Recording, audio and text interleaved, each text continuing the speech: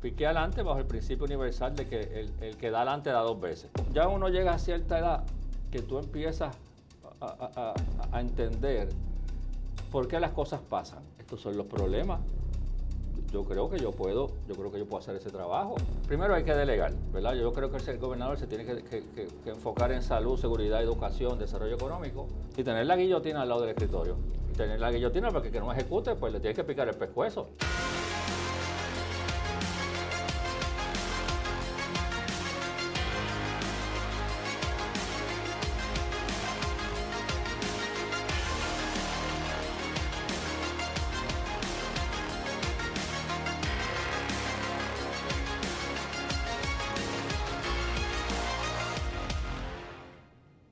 Hola, fue secretario de Hacienda. Luego intentó correr para la gobernación por el Partido Popular Democrático. Luego decidió ser senador, presidente de la Comisión de Hacienda, liderando y trabajando con la Junta de Supervisión Fiscal. Y acaba de anunciar lo que ya todos sabían, que va para una primaria por la gobernación en el Partido Popular Democrático. Conmigo, aquí en mi canal, se encuentra Juan Zaragoza. Saludos, Juan, muchas gracias. Saludos, por estar Quique, aquí. Gracias por la oportunidad. Bueno, eres uno de los pocos, o quizás el único en el Partido Popular Democrático que dijo, voy y fuiste. Y ya lanzaste tu campaña y ya se ven los anuncios, tuviste una primera plana en El Vocero, has estado enviando tu mensaje, he visto que estás mucho más activo en las redes sociales. ¿Por qué tú quieres ser gobernador y por qué tú debes ser el candidato del Partido Popular Democrático? Bueno, primero, un poco hablando de la candidatura, piqué adelante bajo el principio universal de que el que da adelante da dos veces, ¿verdad? Y yo creo que lo que hemos visto después del anuncio nos valida, ¿verdad? Estamos muy contentos. ¿Por qué, Quique? Hay dos contestaciones. Una, la emocional, ¿verdad? Siempre que un ser humano decide tomar un camino, hay algo dentro de él, una llama que lo dirige, ¿verdad? Cada cual tiene su propia llama. En mi caso, y puede sonar cursi, romántico, pero en palabras sencillas, devolverle al país lo que el país me dio a mí, ¿verdad? No todo hijo de un billetero coge cupones, que estuvo toda la escuela superior de janitor en un dealer de carro, puede progresar en el mundo, ¿verdad? Primero ir a la Universidad de Puerto Rico, becado para hacer un MBA en Estados Unidos, triunfar en el mundo corporativo internacional, del cual tú conoces muy bien, que eso es una selva. Es una selva, es una jungla. Es una jungla. Y en inglés. Exactamente. Luego triunfar en mi propia empresa, ser secretario de Hacienda. Yo tuve, interesante porque yo creo que ya esos delitos prescribieron. La gente no se acuerda que yo fui secretario auxiliar de Hacienda en el último cuatrienio de Hernández Colón. Allí me llevó Juan Agosto Alicea, cuando era secretario. Estás hablando de casi 30 años. Sí. Estás hablando de finales del 92, que ese fue el último cuatrienio de Rafael Hernández Colón, y ya han pasado 31 años de eso. Así mismo. Pero te conozco hace muchos años. Cuando fuiste secretario de Hacienda mantuvimos una relación muy profesional, en la cual tú me invitabas y yo no era de los no es que no fuera el único, es que yo no era de los llamados por la administración de Alejandro García Padilla. Exacto. Y tú me llamabas como quiera y me dejabas saber lo que ustedes estaban trabajando y me pedías mi opinión y yo te decía mi opinión y a veces estamos bien, a veces no estábamos bien, pero este background, estos antecedentes tuyos de tu niñez, que los traes ahora por primera vez, no sabía que había sido hijo de un billetero, no sabía que en tu casa de pequeño pues habían utilizado el plan de asistencia nutricional, que en aquella época era uno completamente distinto al de ahora. Antes cuando eran cupones de verdad. Correcto. Que tú los rompías así. Y con eso era que se pagaba. Exactamente. Y tu crecimiento como individuo. Háblame de tu papá, háblame de tu mamá. Pues mira, mami fue ambos son de Aguas Buenas. Okay. Papi del pueblo, mami de Molita, barrio Molitas del Velo. Como muchos puertorriqueños en esa época, se conocieron en Nueva York. Del mismo pueblo, pero se conocieron allá. Papi estudió en la UPI, se dio de baja, entró en el 40, se dio de baja en el 43, se fue para Nueva York. Mami se fue un poquito después. se conocen allá. Entonces, mami regresa en el 57, papi regresa detrás de ella. O sea que todavía no se habían casado. Todavía no se habían casado, se conocen allá, interesantemente.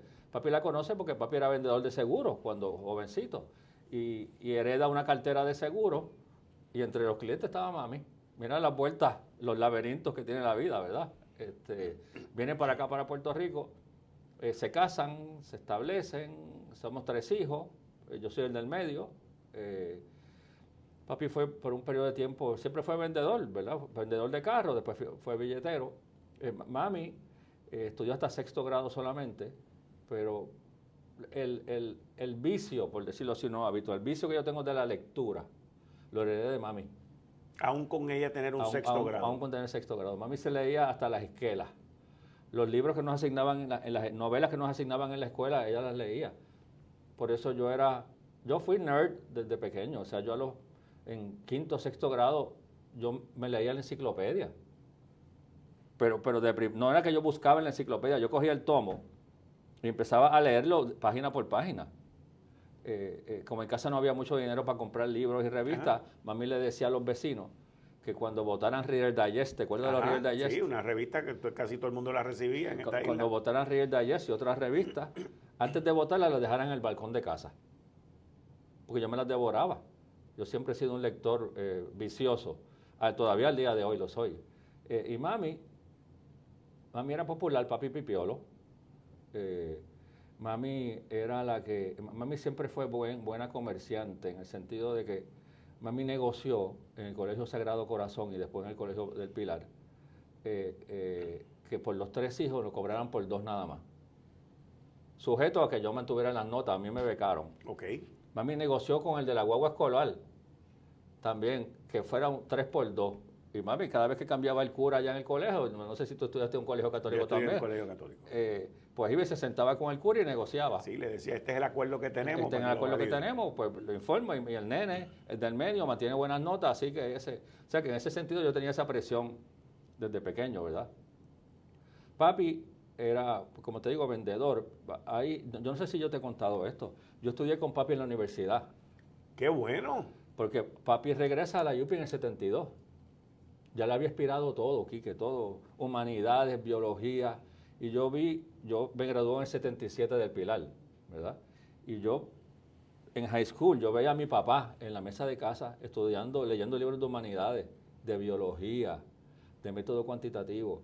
Y papi desembocó en administración de empresas. ¿Y quién estaba allí? Yo. Entonces, mi hermano y yo. Entonces yo cogía clases, cogíamos las mismas clases. Él de noche y yo de día, con los mismos profesores. Entonces yo los fines de semana le tenía que dedicar mucho tiempo a papi para explicarle contabilidad 1, contabilidad 2, economía, etcétera, etcétera. Y papi se graduó a los 63. Y siempre nos dijo, yo no me estoy graduando para trabajar en esto, me estoy graduando para darle a ustedes el ejemplo, ¿verdad? Me acuerdo un día, no sé si voy a agotar el tiempo del podcast, que yo iba mucho al Alambique. ¿Tú te acuerdas de aquella época? Alambique en Isla Verde. En Isla Verde, entonces pues... Frente a la playa. Sí, yo me voy con el pana nos habían dado una asignación de métodos cuantitativos. La misma, el viejo se queda todo el día allí en casa haciéndola. Yo me voy para el Alambique, regreso por la tarde. Cuando regreso por la tarde, digo, viejo, ¿hiciste la asignación? Aquí la hice completa. Pues déjame, te la voy a revisar. Revisar fue que me la copié. Ok. Y entonces, particularmente un problema, que era un problema de bono que había dado el profesor. Llegamos por la mañana, el profesor discute los problemas y dice, bueno, aquí hubo algún valiente que haya hecho el problema del bono. Y yo, pues levanto la mano, yo, profesor, pues Zaragoza, aquí tiene la tiza, hágalo ahí en la pizarra. Lo hago y el profesor se queda mirando y dice, oye, es una metodología un poco extraña, pero tiene el resultado correcto. Los felicito, estudiantes como ustedes son los que honran esta universidad. Por la noche, papi va al salón, pasa la misma escena. Y levanta la mano. Levanta la mano. Y usa la misma. Y hace la misma. Y el profesor le dijo que si él no se abochornaba. Porque se había copiado de su hijo. Sí. Ya tú sabes lo que pasó esa noche cuando el viejo llegó a casa.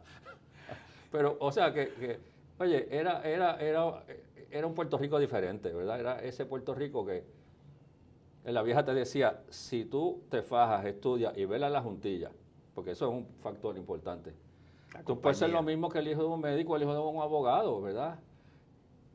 En Puerto Rico que había esperanza, que había oportunidades.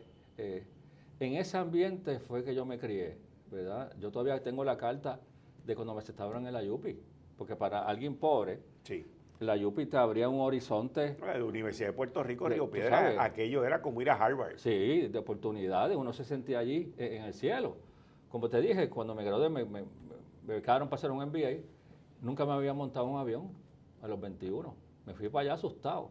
Suerte que yo creo que yo estudié en Indiana, en Bloomington, y yo creo que era Atlanta y Atlanta, Indianápolis.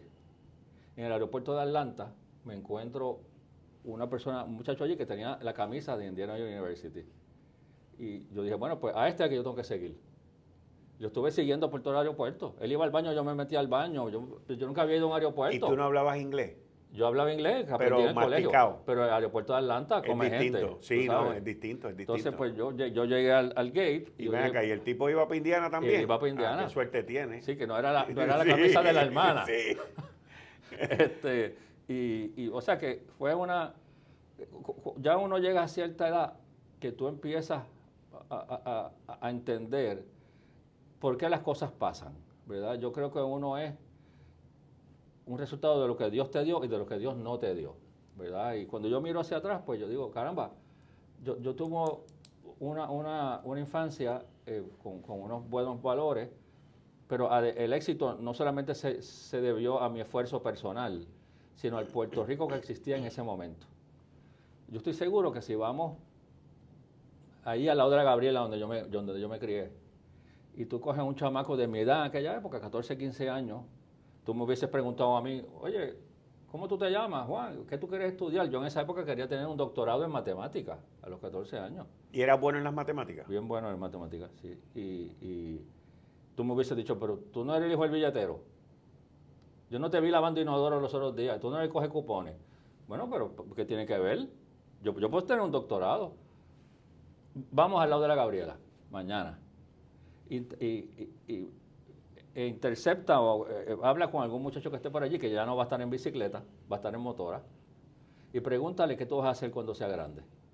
Lo va a buscar en YouTube. Ahora, ¿cómo tú, como gobernador, porque uno se tiene que ver, Exacto. Sí. cómo tú como gobernador te ves transformando a Puerto Rico, vamos a decir, a esa juventud y en la parte de educación? ¿Cómo tú te ves haciendo eso? Sí, mira, yo cuando tú me decías las razones, una es la emocional, la otra es que yo vivo aquí, yo estoy pendiente a los asuntos del país, y uno ve los asuntos y uno se autoevalúa. Yo digo, uno mira su caja de herramientas, tú dices, bueno, yo tengo todas estas herramientas, estos son los problemas, yo creo que yo puedo hacer ese trabajo, ¿verdad?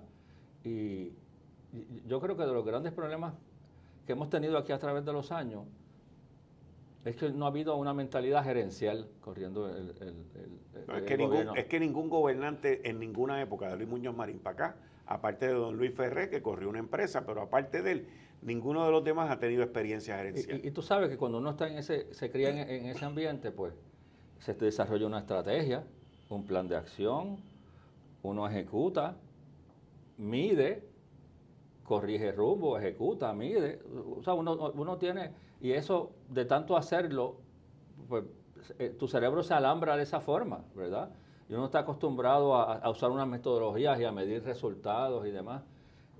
Yo creo que eso ha sido una ausencia en nuestro gobierno y sobre todo que uno cuando administra, uno se da cuenta de dos cosas, que lo principal no es saber todas las contestaciones, sino saber las preguntas correctas.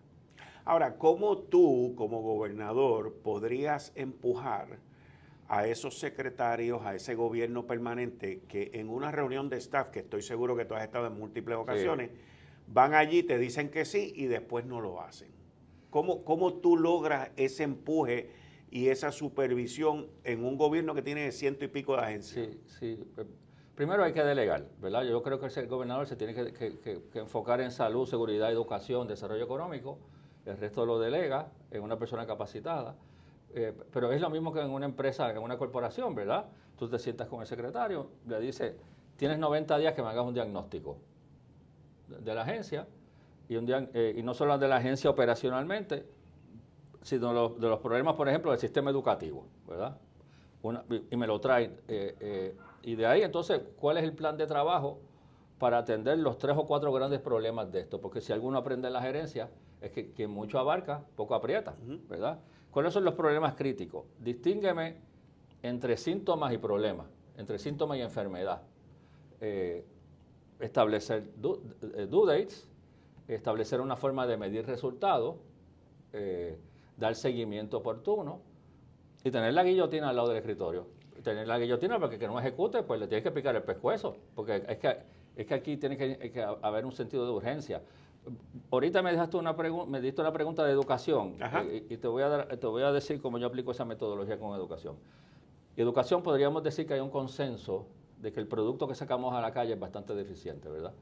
Pero cualquier administrador del montón que tiene una organización que tiene 800 sucursales, 800 tiendas, 800 escuelas, y sabe que en ese grupo hay unos bolsillos de éxito, ¿verdad?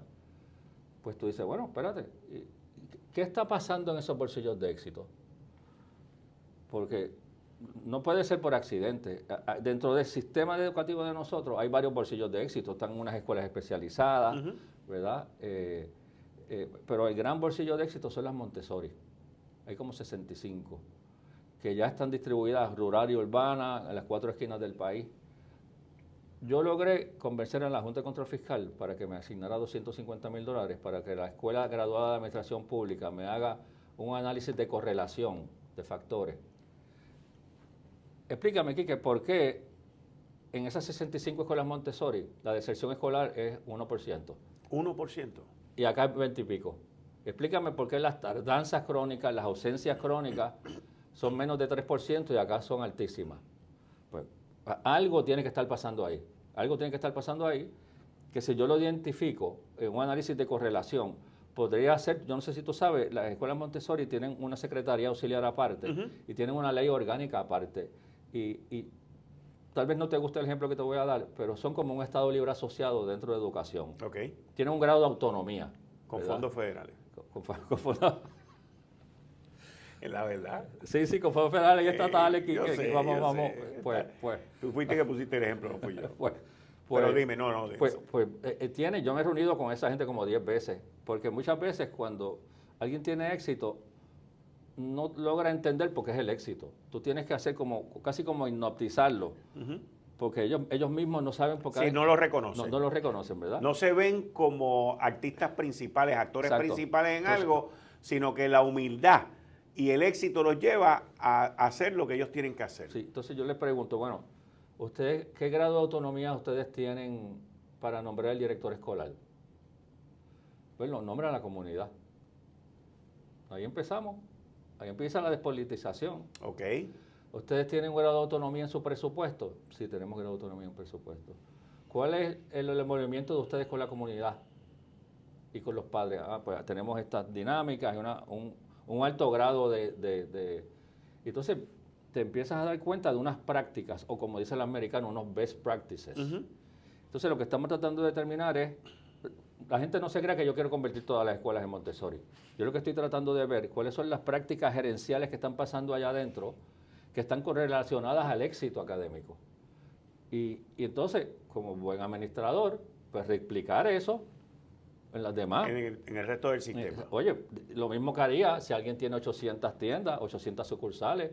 Si algo está funcionando allí, y no es por obra y gracia del Espíritu Santo, porque al principio con las Montessori se pensaba que era la presencia de Ana María, ¿verdad? Pero esa señora no es la Santísima Trinidad. Puede que al principio, cuando empezó en Guaynabo, sí, pero cuando son 65, algo está bien montado ahí, ¿verdad? Pues ese es el enfoque gerencial mío. O sea, no es... Yo oía los otros días alguien diciendo, mi solución para educación es que el secretario sea por 10 años. Bueno, pero... ¿cómo eso percola? ¿Y si sale malo? ¿Y cómo eso percola al pupitre y si sale malo? ¿Sí? Tú sabes, soluciones superficiales. Yo tiendo a ser más metódico, más científico en mi análisis. ¿Tienes en mente cómo sería tu gabinete? Sí, tengo en mente. ¿Conoces gente con quien has hablado? Sí. Y que has dicho, mira, si pasa esto, yo cuento contigo. Todavía no les he dicho eso para no espantarlo. Ok. Sí.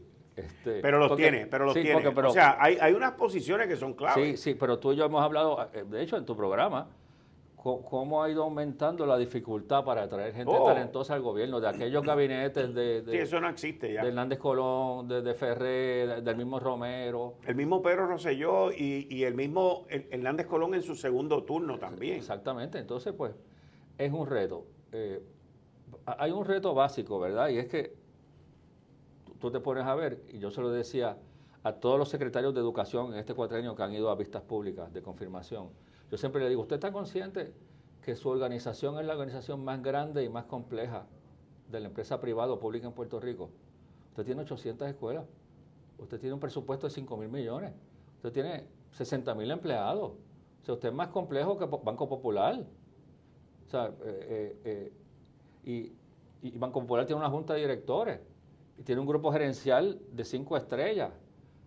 Y usted es maestra. Yo no tengo ningún problema que sea maestra, pero si es maestra, usted tiene que reconocer la dificultad gerencial de este monstruo y tiene que entonces equiparse de un grupo gerencial capacitado. ¿Verdad? Es que la gente, y no te cojas educación, cógete corrección que tiene 6.000 empleados. Y otras, y salud y demás. Entonces, ¿Puerto Rico es gobernable? Es gobernable